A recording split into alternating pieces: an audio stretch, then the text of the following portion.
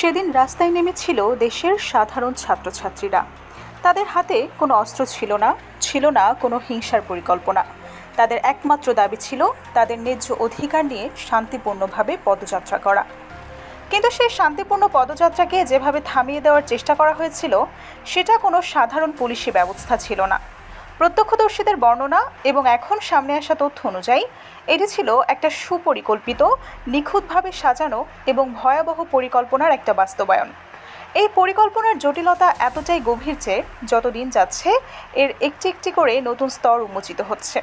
প্রতিটি মুহূর্তে এখন একটাই সাসপেন্স তৈরি হচ্ছে, সে রাতে যা ঘটেছিল তা কি সত্যিই কোনো নির্দিষ্ট মহলের প্রত্যক্ষ নির্দেশনায় ঘটেছিল? কার ইশারায় তাণ্ডব চলেছিল? এই প্রশ্নের উত্তর খুঁজতে গিয়ে এমন এক সত্য বেরিয়ে আসতে শুরু করেছে যা শুনলে যে কারো মেরুদণ্ড বেয়ে শীতল স্রোত নেমে যেতে বাধ্য। দৃশ্যপট এখন এমন এক জায়গায় পৌঁছেছে যেখানে দেশের অন্যতম শক্তিশালী এবং আলোচিত বাহিনী হিসেবে পরিচিত র্যাপিড অ্যাকশন ফোর্স বা র্যাবের নিজস্ব অধিকারকেই এবার মুখ খুলতে শুরু হয়েছে। তাদের মুখ থেকে যে কথাগুলো বেরিয়ে আসছে সেটা শুধু অবাক করছে না, বরং একটা রাষ্ট্রের লজ্জাজনক কথা। র্যাবের চিফ আধিকারিক নিজেই এখন স্বীকার করতে বাধ্য হয়েছে 20 জুলাইয়ের সেই ভয়াবহ রাতে অত্যন্ত নির্মমভাবে এবং অমানবিকভাবে বল প্রয়োগ করা হয়েছিল। তিনি যে কথাটা বলছেন সেটা কোনো সাধারণ বক্তব্য না, সরাসরি স্বীকার করছেন যে এক্সেসিভ ফোর্স বা অতিরিক্ত বল প্রয়োগ করা হয়েছিল, যা আইন এবং বিচার ব্যবস্থারও কোনো স্বীকৃত নিয়মের অধীনে কখনো জাস্টিফাইড বা যৌক্তিক হতে পারে না। 20 জুলাইয়ের সেই রাতের কথা একটু গভীরভাবে চিন্তা করলেই বোঝা যায় পরিস্থিতি কতটা ভয়াবহ। রাস্তায় নেমেছিল সাধারণ ছাত্রছাত্রীরা, যাদের বয়স 18 থেকে 23-এর মধ্যে। তাদের শান্তিপূর্ণ প্রতিবাদকে ঠেকাতে পুলিশ এবং র্যাব বাহিনী এমন এক কায়দায় ঝাঁপিয়ে পড়ে যা কোনো সভ্য গণতান্ত্রিক দেশের কল্পনার অতীত। র্যাবের আধিকারিকদের বক্তব্য অনুযায়ী সেদিন শুধু সাধারণ লাঠিচার্জ করা হয়নি, বরং ব্যবহার করা হয়েছিল প্যালেট গান। এই গানগুলো এমনভাবে ছোড়া হয়েছিল যা কোনোভাবেই সাধারণ বিক্ষোভকারীদের দমনের জন্য প্রযোজ্য হতে পারে না। আন্তর্জাতিক মানবাধিকার নিয়ম অনুযায়ী প্যালেট গান ব্যবহার করলেও সেটা হাঁটুর নিচে করতে হয়, কিন্তু সেদিন লক্ষ্য করা হয়েছিল সরাসরি মুখ এবং চোখকে। এখানেই শেষ না, সবচেয়ে ভয়ঙ্কর এবং মেরুদণ্ড হিম করা তথ্যটি হলো ইলেকট্রিক শক বা বিদ্যুৎ আঘাতের ব্যবহার। এমন কথা আগে কেউ কখনো শুনতে পায়নি যে একটি গণতান্ত্রিক দেশে ছাত্রছাত্রীদের আন্দোলন দমন করার জন্য তাদের উপর সরাসরি ইলেকট্রিক শক দেওয়া হবে। রিপোর্টে উঠে এসেছে ছাত্রদের কাছ থেকে যে ফেন্সিং বা ব্যারিকেডগুলো জব্দ করা হয়েছিল বলে দেখানো হয়েছে, সেগুলোর বিষয়ে এখন এক গাঢ় রহস্যের জন্ম হয়েছে। এর পেছনের উদ্দেশ্যটি ছিল অত্যন্ত নির্মম। যখন কোনো অসহায় ছাত্র বা ছাত্রী সেই ব্যারিকেড বসানোর চেষ্টা করবে বা সেখানে হাত দেবে, তখন তারা সরাসরি বিদ্যুৎ আঘাত বা ইলেকট্রিক শক খাবে।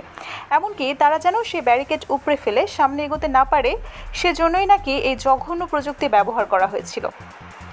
র্যাবের চিফ আধিকারিক এই বিষয়টিও স্বীকার করেছেন যে প্যালেট গান এবং ইলেকট্রিক শকের মতো অবৈধ আর অমানবিক অস্ত্রের ব্যবহার নিশ্চিতভাবেই কাঙ্ক্ষিত ছিল না।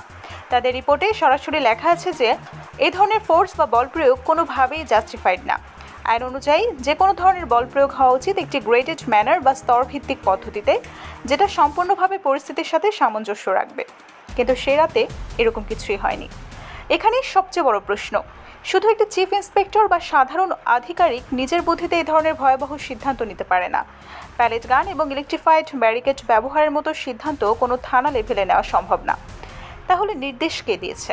কার ডিরেকশন বা নির্দেশনায় এই সামগ্রিক নারকীয়টি কার্যকলাপ সংগঠিত হয়েছিল?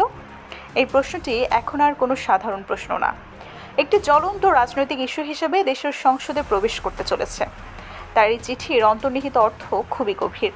প্রশ্ন তুলেছেন, এই ধরনের ভয়াবহ এবং অমানবিক অর্ডার কি সরাসরি স্বরাষ্ট্রমন্ত্রীর পক্ষ থেকে দেওয়া হয়েছিল? এই মুহূর্তে সমস্ত সাসপেন্স একটি প্রশ্নের উত্তরের দিকেই চলে আসছে, কারণ র্যাব বাহিনীর মতো একটি সুসস্ত্র বাহিনী তাদের নিজস্ব ইচ্ছেতে কোনো ছাত্রছাত্রীর উপর ইলেকট্রিক শক দেওয়ার সিদ্ধান্ত নিতে পারে না। এর পেছনে অবশ্যই উচ্চপদস্থ কোনো আধিকারিকের স্পষ্ট নির্দেশ এবং স্বরাষ্ট্র মন্ত্রণালয়ের পারমিশন ছিল। এই পুরো ঘটনাটির আরেকটি গুরুত্বপূর্ণ দিক হলো দেশের সর্বোচ্চ বিচার প্রতিষ্ঠান অর্থাৎ সুপ্রিম কোর্টের ভূমিকা। 20 জুলাইয়ের পরদিন অর্থাৎ 21 জুলাই সুপ্রিম কোর্ট এই সম্পূর্ণ ঘটনাটিকে নিজেদের আওতায় নিতে স্পষ্টভাবে অস্বীকার করেছে। তৎকালীন প্রধান বিচারপতি জানিয়েছেন তারা এই বিষয়টিতে হস্তক্ষেপ করবে না। র্যাবের ইন্সপেক্টর জেনারেল নিজে যখন প্রকাশ্যে স্বীকার করেছেন একাধিক বেআইনি বল প্রয়োগ হয়েছে, ছাত্রছাত্রীদের উপর অমানবিক অত্যাচার হয়েছে এবং এটি সম্পূর্ণভাবে আনলফুল বা বেআইনি, তখন সুপ্রিম কোর্ট কি আর চুপ করে থাকতে পারে? কোনোভাবেই না। র্যাবের আধিকারিকের রিপোর্টে আরও বলা হয়েছে, 20 জুলাইয়ের প্রতিবাদ চলাকালীন র্যাবের সদস্যরা যে ধরনের এক্সেসিভ এবং আনজাস্টিফাইড ফোর্স প্রয়োগ করেছে তা তাদের প্রফেশনাল এথিক্স বা পেশাগত নীতিমালারও সম্পূর্ণ পরিপন্থী। সামনের দিনগুলোতে সংসদে এই বিষয়টি নিয়ে অবশ্যই আলোচনা হতে পারে। দেশের সংবিধান প্রতিটি নাগরিককে স্বাধীনভাবে এবং শান্তিপূর্ণভাবে প্রতিবাদ করার অধিকার দিয়েছে। সবচেয়ে গুরুত্বপূর্ণ বিষয় হলো এই যে পুরো তদন্ত প্রক্রিয়ার মধ্যে অন্যতম প্রধান একটি দলিল হিসেবে কাজ করবে র্যাবের আধিকারিকের এই স্বীকারোক্তি। তার বক্তব্যটি প্রমাণ করে যে র্যাব বাহিনী নিজেও এই ঘটনার সমর্থন করে না। এখন এই বল প্রয়োগ করার নির্দেশ সত্যিকার অর্থে কে দিয়েছিল, সেই রহস্যের জট খোলার পালা শুরু হয়ে গেছে। যদি এটা স্বরাষ্ট্র মন্ত্রক সরাসরি বল প্রয়োগের নির্দেশ দিয়ে থাকে, তবে সেই প্রমাণ বেরিয়ে আসা মাত্রই দেশের রাজনীতিতে একটা অভাবনীয় ঝড় শুরু হয়ে যাবে। দেশের সাধারণ মানুষ, ছাত্র সমাজ এবং বিরোধী রাজনৈতিক দলগুলো এখন সেই দিনের অপেক্ষায় প্রহর গুনছে, যেদিন এই নারকীয় রাতের পেছনের আসল কুশলবাদের মুখোশ খসে পড়বে।